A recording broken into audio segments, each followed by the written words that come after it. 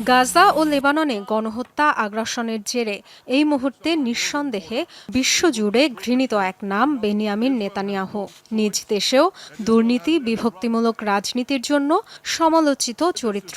তবে সবকিছু ছাপিয়ে নতুন করে আলোচনায় তার আচরণগত সমস্যা। সাবেক ব্রিটিশ প্রধানমন্ত্রী বরিস জনসনের আত্মজীবনী প্রকাশের পর সামনে আসে বিষয়টি। এক সাক্ষাৎকারে বরিস নিজেই ফাটালেন বোমা। জানান ২০১৭ সালে যুক্তরাজ্য সফরে তার ব্যক্তিগত টয়লেটে ঢুকে পড়েছিলেন নেতানিয়াহু।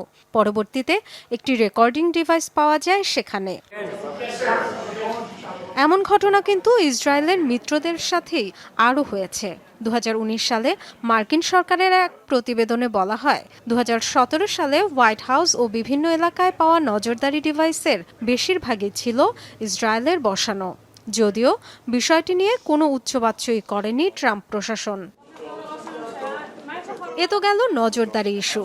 খারাপ আচরণের জন্য যথেষ্ট সমালোচিত নেতানিয়াহু বিশ্ব নেতা বা বিদেশি কূটনীতিকদের অভিবাদনের জবাবে বহুবার অভদ্রতা করতে দেখা গেছে তাকে।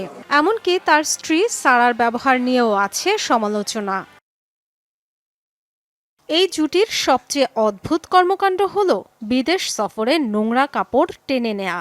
২০২০ সালে হোয়াইট হাউসের কর্মীদের বরাতে ওয়াশিংটন পোস্ট রিপোর্ট করেছিল, অন্য দেশের খরচে কাপড় ধোয়া নেতানিয়াহু ও তার স্ত্রীর অভ্যেস। প্রতিবারই ৪ থেকে ৫ সুটকেস ভর্তি কাপড় নিয়ে যান তারা, যেগুলো পাঠানো হয় অতিথি ভবনের লন্ড্রিতে। নিমন্ত্রণকারী হিসেবেও অভদ্রতার নজির রেখেছেন নেতানিয়াহু। ২০১৮ সালে তেল আবিব সফরে ইসরায়েলি প্রধানমন্ত্রীর আমন্ত্রণে নৈশভোজে অংশ নেন জাপানের প্রধানমন্ত্রী শিনজো আবে ও তার স্ত্রী একি আবে। ডিনার টেবিলে ডেজার্ট পরিবেশন করা হয় এক জোড়া জুতার মধ্যে।